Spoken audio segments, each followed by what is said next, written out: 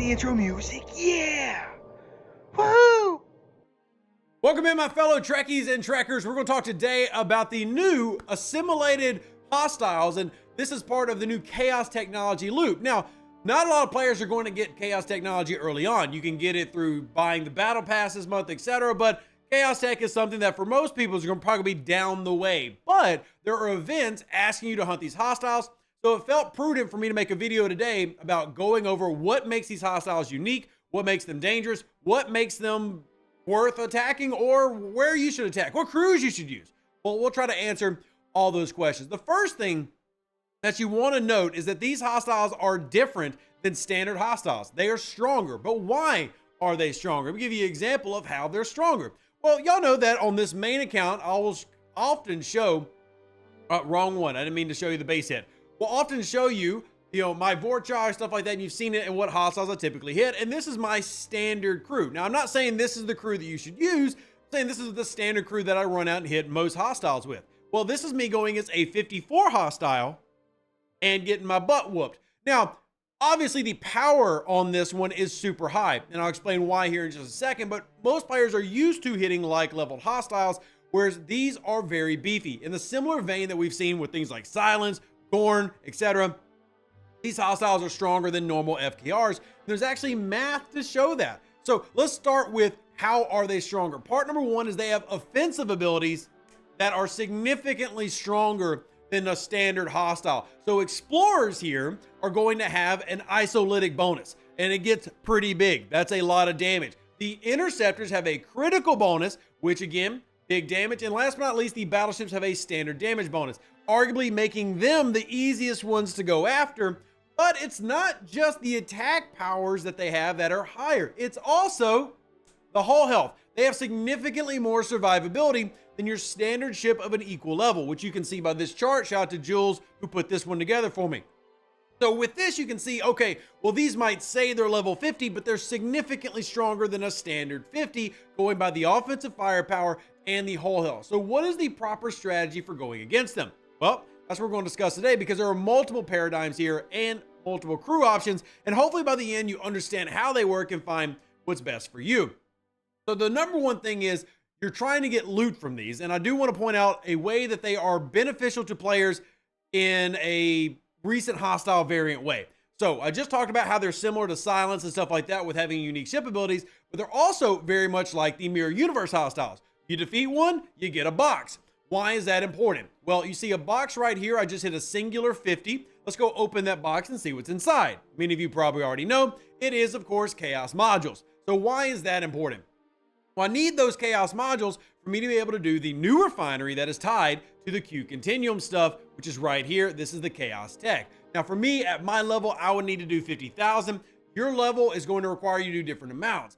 But as you can see, our main goal is to get loot. So being able to defeat a lot and get boxes could be some people's paradigm of what they want to go after. But like I said, there's a couple different routes. Let's go ahead and talk crewing and where you're at as a player. So example, here is me taking a D4. Now this is a tier 1, like very, very, very baby D4 going against the hostiles, level 40s. Now, I'm using 3 different crews to show you a strategy if you wanted to focus only on hitting certain hostile types to try to negate their ability. So you see I have Pike, Moreau, Phlox there at the very end. What's the point of that? That's fighting an interceptor, reducing that interceptor's critical damage, thus giving me more survivability. Pike, Moreau, Talon also there, and you see the standard one that I run with, Enterprise D Picard, Enterprise D Data Janeway. Clearly the Pike, Moreau, Phlox is superior in this example, but that doesn't make it a universal truth. And then again, there are a lot of ways to approach this. For example, you could do like John Connor did, which is he's hitting a 42. This is the Forever 39, who, yes, has finally leveled up, but he's taken a pretty large Katinga using the Severus crew to take on a 42. Now, he can win, but is that the most advantageous for him? He talked about for him, his strategy is to actually punch down and go for loot by farming the 40s. And this will come down to personal style. For one, I absolutely love the efficiency of this, but here's the drawback to doing a punchdown. Punchdown by nature means you have to hit more hostiles. That doesn't make it the wrong choice. It simply is, okay, understand what that potential drawback can be. So for me, I can farm these 50s, and I'm using the Tribune just as a visual example, but my strongest ship is obviously the Vorcha. But I can farm these 50s, and between the boxes and between the actual loot with the loot crew, I can get a lot of loot. But would it be better for me to punch up? It'd actually be better for me to punch a little bit lower than I'm punching now if I'm just trying to do a loot box grind, because as you can see, the Tribune, well, it kind of takes some hits. But if we're talking about where you're at as a player, for me as an early G5, I should be using a G5 ship and farming something around the 50s. Now, as you level up in these and go through different hostiles, the boxes drop bigger and better rewards. And just like in the mirror, as you go up, you see a significant increase when you move from like G4 into G5 boxes, then into G6 boxes, where in particular, things like 62s can drop a ton, but you'd have to have the warp range to reach them. So let's take a look at some other crewing options. This was going to Blue, shout out to Blue, who also does our spreadsheet stuff. These are some of the recommendations and options they made. Now, obviously, not everybody has all of these, but you can get an idea of what we're going for here with the middle. We're trying to, overcome their greater damage and also their greater hull health by simply mitigating their damage as much as possible and punching really hard ourselves. So this is a completely different strategy than some of the older hostiles that we've run into in the past, making it to where you have to really focus on finding what is that balance for you. Because the good and bad of this video, and actually having a conversation with our other volunteers this morning, same boat, where you could be a level 44 and the advice we give to you is significantly different than what we would give to a 50. So try to take in what we're saying here. How are these hostiles strong? What makes them good? Number one, it is the abilities themselves that give them a tremendous amount of firepower. And then second, beyond that, they have significantly more hull health, meaning they have significantly more survivability than a standard hostile. So you're going to have to find what works for you. And there's two main strategies to consider. The first strategy is to focus on a singular hostile type, for example, the interceptors, and try to lower or negate their damage as much as possible. The second main strategy is to punch down to focus on loot acquisition using a loot crew and try to use a loot crew to get as much loot as possible and destroy as many hostiles as possible to get the pulls that you need. So you can either try to go up and make one type weaker, but if you do that, you're going to probably struggle against the other types. And the drawback to that is if you're only hunting interceptors, well, what happens when you hunt all the interceptors? Somebody's got to clear out the explorers and the battleships, right? So that can take a lot of time. Similarly, if you're punching down, you could end up spending a lot of time just doing nothing but hunting 40s or 48s or whatever is good for you. And that time is something that could be spent doing another grind. Now, again, I'm not trying to wiggle my way out of giving y'all recommendations. Truly, what I would recommend is the more efficient way, which is to punch down and use a loot crew. So if I was using a Tribune as a level 50 player, I'm probably going to punch down like a 46, maybe a 48, and I'm going to try to get 30, 40 hits in and be done. But again, that is a personal strategy. Another strategy, depending on where your ships are, let's say you're a level 53 player, but you're really strong at 53. You have a Vorcha that's like tier 9.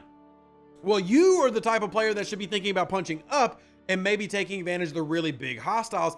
All depends on where you're at. There are multiple very good strategies here to take advantage of. Whether you're doing this type of strategy as a low level, trying to just focus on that one hostile, we want to take them down, or if you're trying to focus on more of a general run, which is kind of the loot run, which is what you saw me having on the Tribune right there. Or again, something like this. This is an old silent type crew, the Severus run. That's something that you would consider some people at low 40s doing for silence, able to take this out. But again, that's a nice beefy Katinga. It's very nice. It's tier 9 and I love it. Absolutely love it. So overall, the main strategy is, in terms of the main crews, I've shown you several different crews here and several different crew strategies. And if you need more specifics, because obviously your account is going to be specific to you, you're more than welcome to reach out to me, especially if you want to discuss crew logs, because I really enjoy that process with all of you. Main thing I would say is, remember, these hostiles are much stronger than their counterparts, and this is why, because of their ISO abilities, criticals, etc. that's unique to them, and greater hull health. But that's how you can take advantage of them with your below deck abilities. And let's cover that real quickly before we wrap up. Below decks are going to be very similar to what it normally is. Q, Nurse Chapel if you have it, Belana Torres for hull breach, increasing your damage. But don't sleep on officers like Tom Paris giving you a mitigation boost, because again, you want to have max mitigation against these hostiles because all of them have an ability that gives them more offensive firepower. These are going to put down more damage than you're typically used to seeing from a hostile. I'll use that 54 as an example just because it was going against my Vorcha. Here is a 54 battleship, but look how much damage it's putting out. You know, dealing 6 million standard, but it's going to increase as that ability kicks in. See how it's going in? Because every time I hit him, well, he's getting stronger. See? So as their abilities get stronger through these first couple of rounds, and that's why we showed you in this mark. Remember, this is how much the abilities can grow. See in that middle column how it starts and what it can be at the end of round 2?